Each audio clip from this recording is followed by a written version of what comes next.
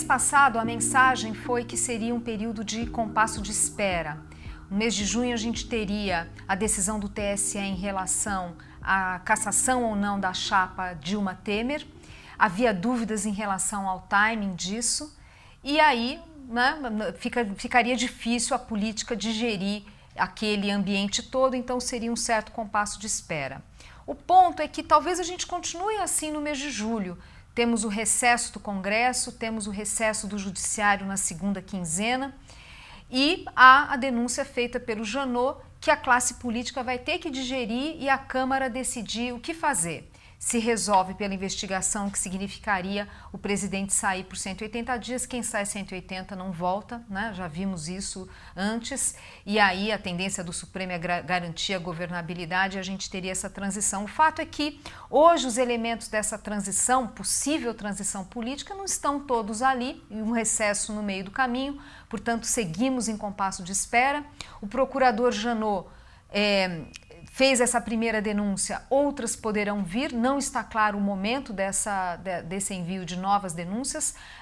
A nossa avaliação é que a estratégia do procurador vai depender muito do próprio andamento desse assunto na política. Há uma percepção de que, se houver avaliação de que na Câmara o presidente já não consegue o apoio para evitar a investigação, aí a tendência do procurador ir mais rápido. Enquanto ele perceber que o presidente tem base de apoio, ele pode fazer um movimento mais lento. Bom, ficamos nesse compasso de espera, mas acho que é importante reconhecer que a cada dia vem uma nova notícia ruim para o presidente. É um presidente que vai ficando cada vez mais fraco, por isso se fala tanto em pacote de bondades, para tentar dar sustentação para o seu governo. Agora isso tem implicações na política fiscal, isso não é uma boa notícia.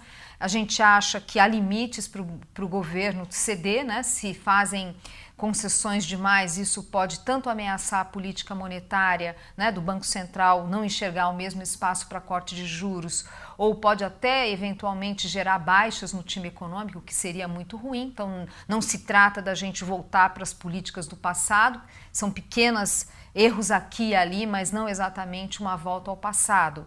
De qualquer forma, é um risco fiscal adicional que enxergamos nessa piora das condições políticas do presidente. Em termos de preços de ativos, a gente vai ter que separar um pouco as categorias, aqueles que sentem mais o risco e menos. No caso da taxa de juros, principalmente os vértices curtos, a história é muito mais associada à política monetária do que os eventos da política. E aqui é possível que tenha um espaço relevante, nós não, em princípio não estamos mudando a nossa visão, que a Selic pode chegar a 8%, porque temos uma economia muito enfraquecida. Importante registrar que a demanda interna no primeiro trimestre continuou no campo negativo, apesar do PIB ter tido crescimento. Aquilo que importa para o Banco Central, que a demanda interna continuou recuando, principalmente por causa de investimentos, não foi tanto consumo.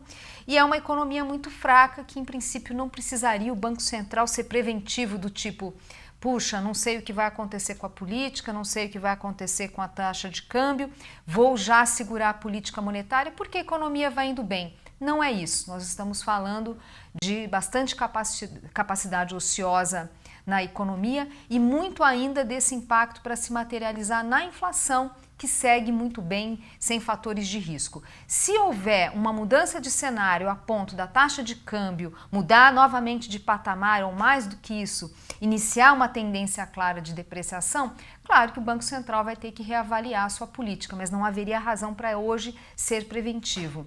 Isso dito, a gente acha que tem um espaço relevante para o Banco Central continuar no mesmo ritmo de corte de juros na próxima reunião do Copom. Nós estamos mais inclinados para um corte de 100 basis points do que os 75.